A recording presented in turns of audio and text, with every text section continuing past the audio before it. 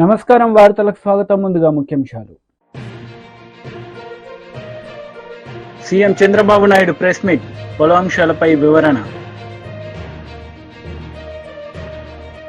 మాజీ మంత్రి Harish Rao press meet, CM Revanth రెడ్డిపై ఫైర్. టీడీపీ అధినేత నారా చంద్రబాబు నాయుడు ప్రెస్ మీట్ నిర్వహించారు. ఈ సందర్భంగా పలు అంశాలపై ఆయన మాట్లాడారు. నేను ఒక 100 సార్లు ఈ ప్రాజెక్ట్ గురించి రివ్యూ చేసుంటాను. 30 టైమ్స్ ఇక్కడికి వచ్చి ప్రాజెక్ట్ లో చూశాను. అడుగడుగున అన్ని నిర్ణయాలు నేను భాగస్వామిని అర్థం చేసుకోగలిగాం. ఈరోజు ఒక పక్కన డయాఫామ్ వాల్ 3 బిట్స్ లో పోతే ఇప్పుడు ఆల్టర్నేటివ్స్ ఏంటంటే నియమనిషాలు లెక్కేసే పరిస్థితికి వచ్చారు. ఇందులో ఆ 2 బిట్లు కానీ ఎక్కడికక్కడ ఒక parallel D wall, diaphragm wall బయటికి ఎక్కడ డ్యామేజ్ అయిందో దానికంటే ముందు ఒక ప్యారలల్ గా పెట్టి దాన్ని కవర్ చేస్తే 447 కోట్లు అవుతుంది. మామూలుగా మనం ఖర్చు పెట్టింది 446 కోట్లు. ఇప్పుడు రిపేర్ చేయడానికి 447 కోట్లు. ఓకే, మొత్తం దాని అప్పటికి కూడా గ్యారంటీ లేదు. ఈ డయాఫామ్ వాల్ ఈ ప్యారల్ గా 447 కోట్లు ఖర్చు పెడితే మిగిలిన భాగం అంతా పర్ఫెక్ట్ గా ఉంది, ఇంక ఇబ్బంది లేదు అనే పరిస్థితి లేదు. కాదు, మొత్తం డయాఫామ్ వాల్ ప్యారల్ గా కట్టాలంటే 990 కోట్లు. ఇది ఒక భాగం. కాఫర్ డ్యామ్, పైన కాఫర్ డ్యామ్ ఉంది, కిందన కాఫర్ డ్యామ్ ఉంది. 550 కోట్ల రూపాయలతో పైన ఒక 250 కోట్లతో కిందన కాఫర్ డ్యామ్ 2 కట్టారు. ఇప్పుడు వీళ్ళు చేసిన నిర్వాహకం మధ్యలో గ్యాప్, లాస్ట్ లో గ్యాప్ ఉంటే ఆ లాస్ట్ గ్యాప్ ను ఫిలప్ చేయలేదు. రీజన్, ఆ సమయంలో ఏజెన్సీ లేరు, ఇంజనీర్ లేరు. ఆ నీళ్లు వచ్చాయి. ఆ నీళ్లు వచ్చి మొత్తం ఆ ఉధృతంతో కింద నుండి ఇసుకుని ఎక్కడికక్కడ పైకి వేసింది. ఎక్కడికక్కడ మనం ఏమంటాము, ఇవన్నీ అగాధం, ఆ గొయ్యి కాదు, వాటర్ వచ్చినప్పుడు సుడిగుండాలు అలాంటి క్రియేట్ చేసి ఎంత లోతుకు పోవాలంత లోతుకి వెళ్ళిపోయి 20 మీటర్లు 30 మీటర్లకు వెళ్ళిపోయి ఆ మట్టి అంతా దిగేసింది. దానివల్ల గ్యాప్ 1 అది క్లోజ్ చేయాలి మనం.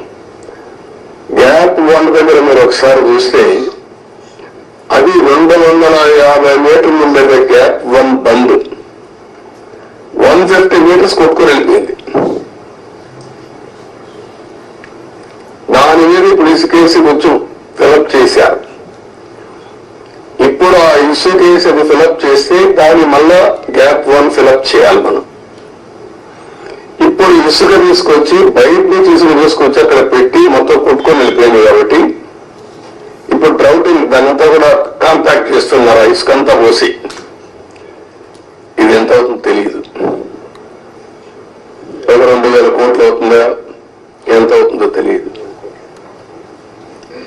సేయింగ్ యాజ్ ఆన్ టుడే 2,000 కోట్లు నాకు నమ్మకం లేదు. అడ్మినిస్ట్రేషన్ పైన వాళ్ళు ఏ లెక్కలు వేశారో తెలియదు నాకు. ఇది అయిన తర్వాత గ్యాప్ 1 అనేది లాస్ట్ లో ఉండేది వస్తుంది. గ్యాప్ 2 డయాఫామ్ వాల్, గ్యాప్ 3 ఇంకొక వాల్ కట్టారు, అక్కడ కాంక్రీట్ వాల్ కట్టారు.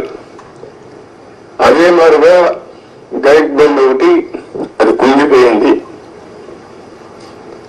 సరే, స్పిల్ వే అప్పుడే కట్టాం, గేట్స్ కూడా అప్పుడే పెట్టాం.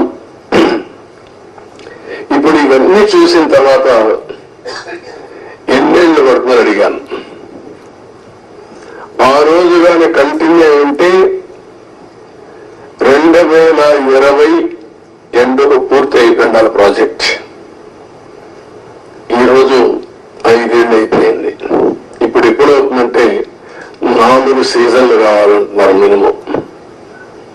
4 సీజన్లు అంటే 4 ఏళ్ళు. అన్ని సవ్యంగా జరిగితే మళ్ళా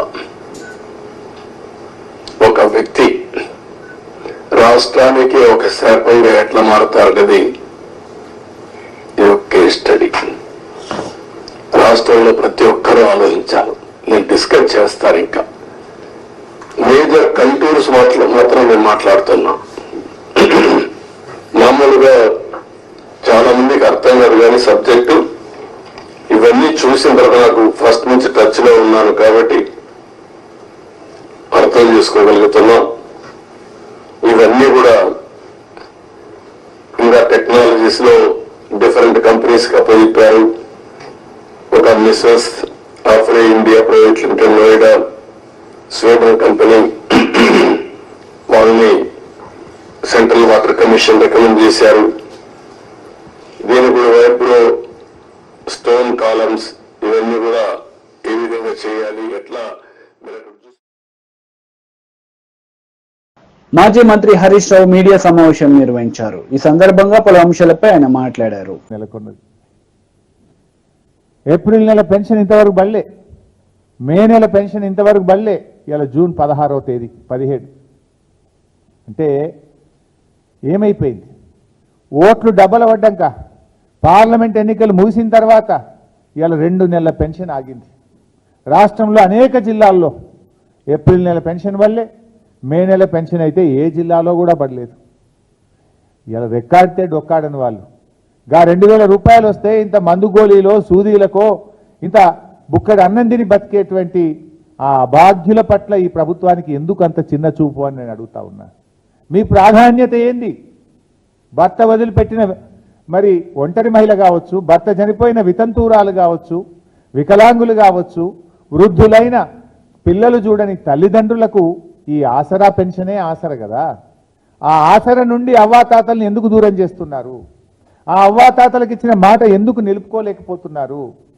ఏమైంది? ఏప్రిల్ నెల ఎందుకు ఇప్పటిదాకా 2000 రూపాయల పెన్షన్ ఇవ్వలేదు? మే నెల ఇంకెప్పుడు ఇస్తారు అని నేను అడుగుతా ఉన్నా. ఎలక్షన్లప్పుడేమో జనవరిలో ఒక నెల పెన్షన్ ఎగ్గొట్టిండ్రు. దాన్ని మేము గట్టిగా డిమాండ్ చేస్తే పార్లమెంట్ ఎన్నికలు జరిగేటప్పుడు ఆ జనవరిది ప్లస్ ఆ నెలది కలిపి 2 నెలలు ఇచ్చారు. ఒక నెల ఓట్లు ఇచ్చే నెలల ఓట్లు అయిపోయినాయి. ఇప్పుడు 2 నెలల పెన్షన్ ఎగ్గొట్టారు. ఇది ఎక్కడి మోసం? ఇలా రాష్ట్ర ప్రభుత్వాన్ని మేము డిమాండ్ చేస్తున్నాం.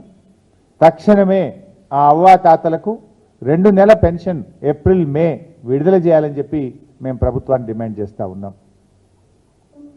ఆ రోజు ఏమన్నారు? ఎన్నికల ముందు కేసీఆర్ ఒకరికే పింఛన్ ఇస్తుండు, మేము వస్తే ఇంటికి 2 పెన్షన్లు ఇస్తాం, అవ్వకిస్తాం తాతకిస్తాం. కేసీఆర్ తాతకే ఇస్తుండు, మేము అవ్వకు కూడా ఇస్తాం. ఇంటికి 2 పెన్షన్లు ఇస్తాం, మనిషికి 4000 ఇస్తాం. మరి ఏమైంది? అవ్వ పెన్షన్ ఎటువాయా, తాత పెన్షన్ ఎటువాయా, 4000 ఎటువాయా? ఏవి మీ 2 పెన్షన్లు? 6 గ్యారంటీల దరఖాస్తుల్లో మీరు అప్పుడు దరఖాస్తులు తీసుకున్నారు కొత్త పెన్షన్లకు. ఏమైనా ఈ దరఖాస్తులు ఏ మూలన పడేసిండ్రు? వాటిని ఏదో ఆన్లైన్ చేస్తున్నామన్నారు, ఇది చేస్తున్నామన్నారు, ఇక వచ్చే చూసే ఇత్తిమి అంటిది. ఏమైంది? 6 నెలలైనా 2 పెన్షన్లు ఎక్కడ పోయినాయి? 6 నెలలైనా 4000 రూపాయల పెన్షన్ ఏమైంది అని అడుగుతా ఉన్నాం మేము. కాంగ్రెస్ ప్రభుత్వం పేదల ప్రభుత్వం అని చెప్తున్నారు, ప్రజాపాలన అని చెప్తున్నారు. మరి ఆచరణలో ఏమైంది నీ ప్రజాపాలన? ఏమైంది? నీ పేదల ప్రభుత్వంలో ఈ పేదలైన అవ్వాతాతలు లేరా? నీ పేదల ప్రభుత్వంలో ఒంటరి మహిళలకు వితంతువులకు చోటు లేదా? వీళ్ళు పేదలు కాదా? ఈ పేదల పట్ల ఎందుకింత నిర్లక్ష్యం అని నేను అడుగుతా ఉన్నా. ఈరోజు మీరు ఇచ్చిన హామీ ప్రకారం తక్షణమే 4000 రూపాయల పెన్షన్ ఇవ్వాలని చెప్పి నేను కాంగ్రెస్ ప్రభుత్వాన్ని డిమాండ్ చేస్తూ ఉన్నా. ఇవాళ ఎందుకంటే పక్కనున్న రాష్ట్రం ఆంధ్రప్రదేశ్లో కొత్తగా పదవీ బాధ్యతలు చేపట్టినటువంటి ముఖ్యమంత్రి గారు అక్కడ ఇచ్చిన మాట ప్రకారంగా పెన్షన్ 4000 రూపాయలకు పెంచారు. 4000 రూపాయలకు మొదటి సంతకం చేశారు. మొదటి సంతకం చేస్తేనన్నారు, మాట ప్రకారంగా చేశారు. మరి మీ మొదటి సంతకం ఏమైంది? డిసెంబర్ 9 నాడే సంతకం పెడతాం, 4000 పెన్షన్ ఇస్తామన్నారు కదా. కనీసం ఆంధ్రప్రదేశ్ను చూసైనా నేర్చుకోండి, కళ్ళు తెరవండి అని చెప్పి నేను డిమాండ్ చేస్తా ఉన్నా. ఆంధ్రప్రదేశ్లో సాధ్యం అవుతుంది ఎట్లా, తెలంగాణలో కాదెట్లా అని చెప్పి నేను అడుగుతా ఉన్నా.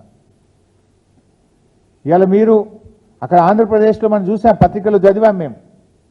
3 నెలలు retrospective effect, April May June నెలలకు సంబంధించిన 1000 రూపాయలు కలిపి జూన్ నెలలో ఇచ్చే 4,000 కలిపి 7,000 రూపాయల పెన్షన్ అవ్వాతాతలకు ఒకేసారి ఇస్తున్నాం, అంటే పాత 3 నెలలు కూడా ఇస్తాం అని పాత 3 నెలలు కలిపి ఇవాళ 7,000 రూపాయల పెన్షన్ను అక్కడ అవ్వాతాతలకు అందిస్తూ ఉన్నారు. మరి మీరు ఎప్పటి నుంచి ఇస్తారు? మీరు 6 నెలలైనా ఎందుకు ఇవ్వట్లేదు? ఇవాళ అందువల్ల ఇవాళ ఆంధ్రప్రదేశ్లో ఇచ్చిన విధంగా బీజేపీ లీడర్ మీడియా సమావేశం నిర్వహించారు. ఈ సందర్భంగా పలు అంశాలపై ఆయన మాట్లాడారు. స్వాగతం రాష్ట్ర భారతీయ జనతా పార్టీ చేస్తా ఉంది. బేగంపేట నుంచి భారీ ర్యాలీతోటి రాష్ట్ర కార్యాలయం వరకు రావడం జరుగుతుంది. ఇక్కడ వేదిక ఏర్పాటు చేసి తెలంగాణ ప్రజలకు ధన్యవాదాలు తెలియజేయడం, ఇదే రకమైనటువంటి ఆశీర్వాదం ఇంకా మరింతగా కొనసాగించాలని చెప్పేసి తెలంగాణ ప్రజలకు చెప్పడం, ఇక్కడ రాష్ట్రం నుంచి వచ్చినటువంటి అందరూ కూడా వారికి సన్మాన కార్యక్రమాన్ని, నరేంద్ర మోడీ గారికి ప్రత్యేకమైనటువంటి ధన్యవాద కార్యక్రమాన్ని తెలియజేస్తా ఉన్నాం.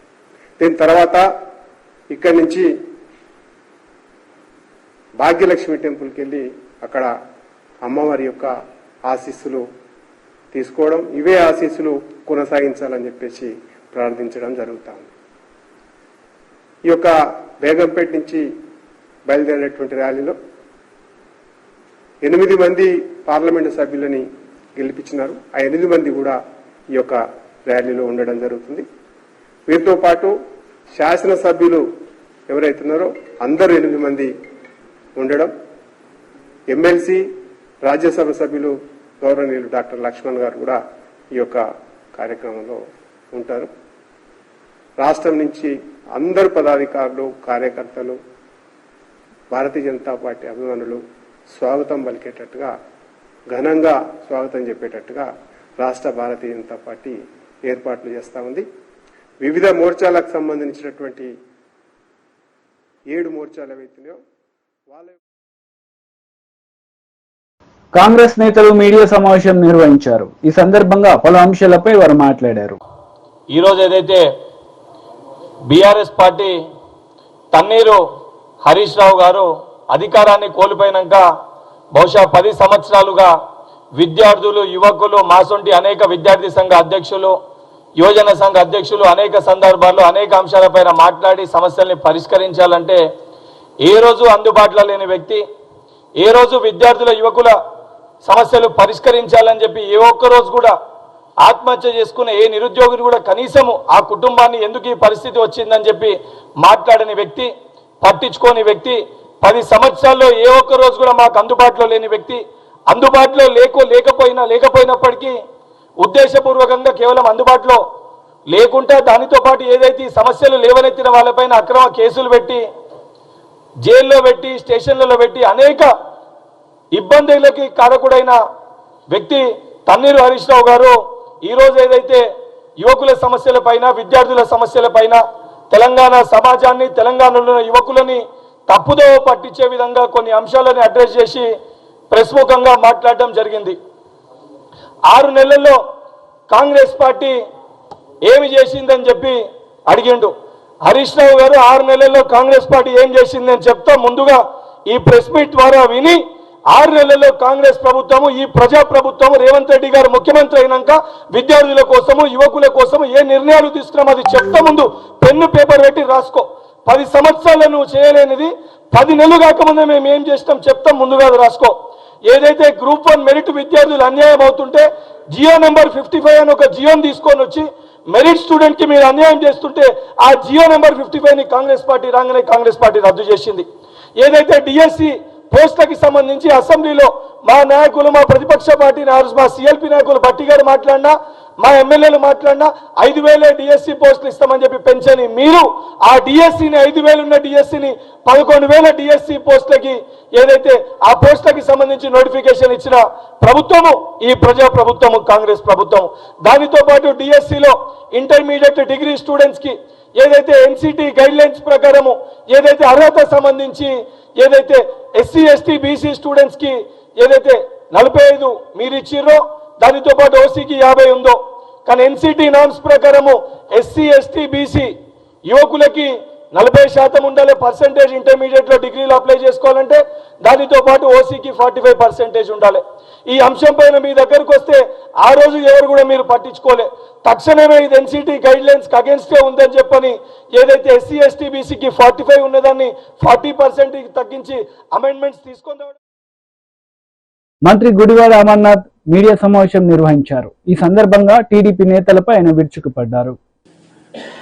నేను కూడా మా పార్టీ తరపున మాట్లాడాల్సి వస్తేనో ప్రజల తరపున మాట్లాడాల్సి వస్తేనో ముఖ్యమంత్రి చంద్రబాబు నాయుడు గారు 2014 నుంచి 19 వరకు ఏ రకంగా ప్రభుత్వ ధనాన్ని ఈరోజు ప్రభుత్వానికి సంబంధించినటువంటి భవనాలు నిర్మిస్తేనో ఒక డిపార్ట్మెంట్కి సంబంధించినటువంటి నిర్మాణాలు శాశ్వత నిర్మాణాలు నిర్మిస్తే దీన్ని ఈరోజు ప్రజలకి తప్పుదోవ పట్టించేటువంటి ప్రయత్నం వారు చేస్తున్నటువంటి క్రమంలో చంద్రబాబు నాయుడు గారు 2014 నుంచి 19 వరకు ముఖ్యమంత్రిగా ఉన్నప్పుడు ఎంత ప్రభుత్వ ధనాన్ని దుర్వినియోగం చేశారనేటువంటిది కూడా మాట్లాడాల్సినటువంటి పరిస్థితి వస్తుంది. వారు హైదరాబాద్లో జూబ్లీహిల్స్లో వారి సొంత భవనాన్ని నిర్మించుకునేటువంటి క్రమంలో వారి కుటుంబ సభ్యులందరినీ తీసుకొని వెళ్ళి ఒక ప్రైవేట్ హోటల్లో పెట్టి కోట్లాది రూపాయలు ప్రైవేట్ హోటల్కి చెల్లించినటువంటి సందర్భాలు సరే, ఇవన్నీ ప్రభుత్వంలో ముఖ్యమంత్రులుగా ఉన్నప్పుడు కొన్ని సెక్యూరిటీ రీజన్సో లేకపోతే ఇతర వారికి ఉన్నటువంటి ప్రయారిటీసో ప్రోటోకాల్స్ ప్రకారం కొన్ని నిర్ణయాలు తీసుకుంటుంటారు.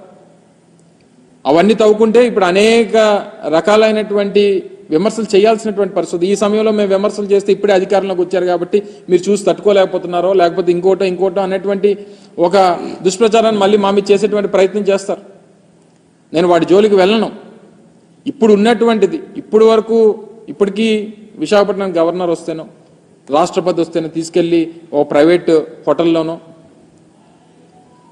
లేకపోతే కేంద్ర ప్రభుత్వానికి సంబంధించినటువంటి గెస్ట్ హౌస్లోనే పెట్టాల్సినటువంటి పరిస్థితి ఇప్పటి వరకు ఉంది. ఇప్పుడు వాడండి, దాన్ని వినియోగించుకోండి. రేపు విశాఖపట్నాన్ని ఆర్థిక రాజధానిగా దీన్ని తయారు చేసేటువంటి బాధ్యత తీసుకుంటామని చెప్పి మొన్ననే ముఖ్యమంత్రిగా ప్రకటించారు కదా. అనేక మంది ప్రముఖులు వచ్చేటువంటి అవకాశం ఉంది. విశాఖపట్నం ఈస్టర్న్ నేవల్ కమాండ్కి మనం హెడ్ క్వార్టర్గా ఉన్నటువంటి క్రమంలో అనేక సందర్భాల్లో రాష్ట్రపతులు, అనేక సందర్భాల్లో ప్రధానమంత్రి గారు వచ్చేటువంటి సందర్భాలు ఉన్నాయి. ఉపరాష్ట్రపతులు మొన్న గతంలో మన మెడికల్ ఏఎంసీకి సంబంధించినటువంటి ఫంక్షన్కి వచ్చారు, 100 years ఫంక్షన్కి. అనేక సందర్భాల్లో దేశానికి సంబంధించినటువంటి ప్రముఖులు వస్తుంటారు. అనేక మంది దేశ విదేశాల నుంచి వచ్చినటువంటి ప్రతినిధులు వస్తుంటారు. వినియోగించండి. జగన్మోహన్ రెడ్డి గారు ఉండరు రేపు నుంచి వచ్చి, లేదా వైఎస్ఆర్ కాంగ్రెస్ పార్టీ నాయకులు ఉండరే అందులో. ప్రభుత్వానికి సంబంధించి టూరిజం డిపార్ట్మెంట్కి సంబంధించినటువంటి నిర్మాణాలు దాన్ని ఏ రకంగా వినియోగించుకోవాలనేటువంటిది చేయండి. 4-5 బ్లాకులు ఉన్నాయి అందులో. అది ప్రజలకు వినియోగిస్తారా లేకపోతే టూరిజం వినియోగిస్తారా లేకపోతే ప్రభుత్వం సంబంధించినటువంటి అది. టీడీపీ పోలిట్ బ్యూరో సభ్యులు వర్ల రామయ్య మీడియా సమావేశం నిర్వహించారు. ఈ సందర్భంగా సీఎం జగన్ రెడ్డిపై మండిపడ్డారు. ధనవంతుల బాట అధికారులు అనుకున్నారు, తమ పదవి శాశ్వతం అనుకున్నారు. దాదాపు 25-30 సంవత్సరాలు తాను ముఖ్యమంత్రిగా ఉంటాననుకొని తాను తన భార్య నివసించడం కోసం కట్టిన మాయామహల్ ఆ రిషికొండ పైన ఆయన నిర్మించింది. ఆ మాయామహల్ చూస్తే మనందరికీ అనిపిస్తుంది 500 కోట్ల రూపాయలతోటి ముఖ్యమంత్రి నివాస భవనం అండి. భారతదేశంలో కాదు, ప్రపంచ దేశాల్లోని ఏ ముఖ్యమంత్రి కూడా అంత భవనాన్ని కట్టుకోలేదు. మన భారతదేశ పార్లమెంటు నిర్మించడానికి స్వాతంత్రం వచ్చిన 70 ఏళ్ల తర్వాత నిర్మాణం చేస్తే 700 కోట్లు ఖర్చు అయింది దానికి, పార్లమెంటు భవనానికి.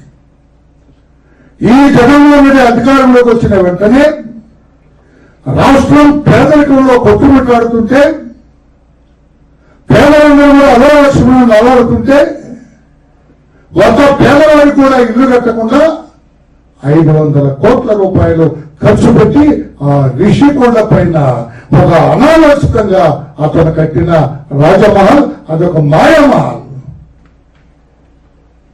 తన భార్య తాను నివసించడం కోసం 500 కోట్ల రూపాయల ప్రజాధనాన్ని వృధా చేసి ప్రజాధనాన్ని వెచ్చించి అంత మహల్ కడుతున్నారు. ఆ పర్యాటక శాఖ మంత్రి శ్రీమతి రోజా గారు క్షణానికి మాట్లాడు ఎందుకో మహల్ కడుతున్నారు, ఎందుకో బందలో కడుతున్నారు, ఆవిడ ప్రారంభోత్సవం చేసే రోజు తెలియదు వాళ్ళకి. అధికారం పోతుందని తెలిసిన తర్వాత మార్చి 1వ తారీఖున మొన్న దాన్ని తూతుల మంత్రంగా ప్రారంభోత్సవం చేసి మళ్ళా ఫెన్సింగ్ చేశారు. ఏ మనిషి లోపలికి పోకుండా. ఆయన అంటారు విశాఖపట్నంలో ఒక మంచి భవనం లేదు, రాష్ట్రపతి గారు కానీ ప్రధానమంత్రి గారు కానీ ఇతర డిగ్నిటరీస్ ఎవరైనా విశాఖపట్నం వస్తే వాళ్ళు ఉండటానికి మంచి భవనం లేదు, అందుకే ఇది అన్నట్లుగా రాష్ట్ర ప్రజల్ని మోసం చేయడం. చీటింగ్ ఆమెకి కొత్త ఏం కాదు, అవలీలగా మాట్లాడేస్తుంది ఆమె మాయ మాటలు కూడా. ఆయన అంటారు పైగా మళ్ళీ ఆవిడంటారు మళ్ళా ముఖ్యమంత్రి గారి క్యాంపు కార్యాలయంలో వాడదాం అనుకున్నది. అసలు పుట్టేంటి, ముఖ్యమంత్రి గారు మరలా గెలుస్తారు, ముఖ్యమంత్రి గారు ఆయన భార్య శ్రీమతి భారతీదేవి గారు ఆ బంగాళాలో ఉంటారు. అందుకోసమే పేదల సొమ్ము 500 కోట్ల రూపాయలు ఖర్చు పెట్టి ఆ భవనాన్ని నిర్మించారు. ఆ భవనం తమ్ముడు మీరు ఎవరు వెళ్ళలేదుగా ఎవరో చెబుతున్నారు నాకు. బాల్కనీ ఉందట అక్కడ. బాల్కనీలో కూర్చుంటే సముద్రం అలలు ఈ బంగాళా మీదకి వచ్చినట్టు వచ్చి మళ్ళా ఇట్లా వెనక్కి వెళ్ళిపోతాయి. బీఆర్ఎస్ లీడర్ మీడియా సమావేశం నిర్వహించారు. ఈ సందర్భంగా పలు అంశాలపై ఆయన మాట్లాడారు. కానీ దురదృష్టవశాత్తు ఎందుకో ఈ మధ్యకాలంలో వారి అభిప్రాయాలు మారినట్టుగా కనిపించింది. అందుకే ఆ విషయాన్ని కూడా మేమేం దాచుకోవాలి, ఉన్నట్టు ప్రజలకు చెప్పాలి. కాబట్టి కేసీఆర్ గారు కమిషన్ వేటి కొరకైతే నియమించబడ్డదో, అపాయింట్ చేయబడ్డదో, ఏ విషయాలలో వారికి అనుమానాలు ఉన్నాయని చెప్పి వారికి ఏం బాధ్యత ఇచ్చిండ్రో అవి ఏంటివో మాకు పంపించారు. కాబట్టి ఆ విషయాలన్నింటినీ కూడా వారి సందేహాలను నివృత్తి చేస్తూ వారికి సమాధానాలు ఇస్తూనే వారు చేసిన పని సరైంది కాదు, మీకు ఆల్రెడీ కేసీఆర్ గారి పైన ఒక అభిప్రాయం ఉంది కాబట్టి దయచేసి మీరే ఒప్పుకోవాల్సింది కాకుండా ఇది అనే విషయాన్ని కూడా వారికి చెప్తూ అందులో న్యాయపరమైన విషయాలు కూడా ఉటంకిస్తూ, వాస్తవానికి ఈఆర్సీలు అనేవి స్వతంత్ర కమిషన్లు, చట్టబద్ధమైన రాజ్యాంగబద్ధమైన క్వాజీ జ్యుడిషియల్ అధికారాలు ఉన్నాయి. ఒక కోర్టు ఇచ్చిన తీర్పు పైన ప్రభుత్వాలకి విచారణ చేసే హక్కు ఉండదు ఎప్పుడు కూడా. ఈవెన్ ఒక మేజిస్ట్రేట్ కోర్టు ఇచ్చినా సరే, ఒక మేజిస్ట్రేట్ కోర్టు ఇచ్చిన తీర్పునైనా ఆ పార్టీస్కి అభ్యంతరం ఉంటే పైకోర్టుకు వెళ్ళాలి. ఇది ఎక్కడైనా ఉన్నది, దేశవ్యాప్తంగా ప్రపంచవ్యాప్తంగా. కోర్టుల యొక్క తీర్పుల పైన ఎగ్జిక్యూటివ్ బాడీస్కి ఎప్పుడు కూడా అధికారం ఉండదు విచారణ చేయడానికి. ఇది ఇంత చిన్న విషయం, సహజ న్యాయ సూత్రం ఇది. మరి వాస్తవానికి హైకోర్టు జడ్జిగా సీజేగా వీరికి, రిటైర్డ్ సీజేగా వీరికి తెలిసి ఉండాలి. న్యాయంగా అప్పుడే వీరు ప్రభుత్వానికి చెప్పి ఉండాలి. ప్రభుత్వంలో పెద్దలకు తెలిసి ఉండకపోవచ్చు, చెప్పి ఉండాలి. అవి మీరు పెట్టిన దాంట్లో ఈఆర్సీల పాత్ర ఉంది, ఈఆర్సీలు తీర్పిచ్చినాయి, ఈ పలానా విషయాల్లో మనం విచారణ చేయడానికి లేదు మనకు హక్కు, ఇవి తీసేయండి అని అడిగి ఉండాలి మీరు. ఈఆర్సీ దేంట్లోనైతే తీర్పు ఇచ్చిందో దానిపైన నేను మళ్ళీ విచారణ చేయకూడదనే విషయాన్ని వారు చెప్పి ఉండాలి న్యాయంగా. వార్తలు ముగించే ముందు ముఖ్యాంశాలు మరోసారి. CM Chandrababu Naidu press meet, పలు అంశాలపై వివరణ. మాజీ మంత్రి Harish Rao press meet, CM Revanth రెడ్డిపై ఫైర్.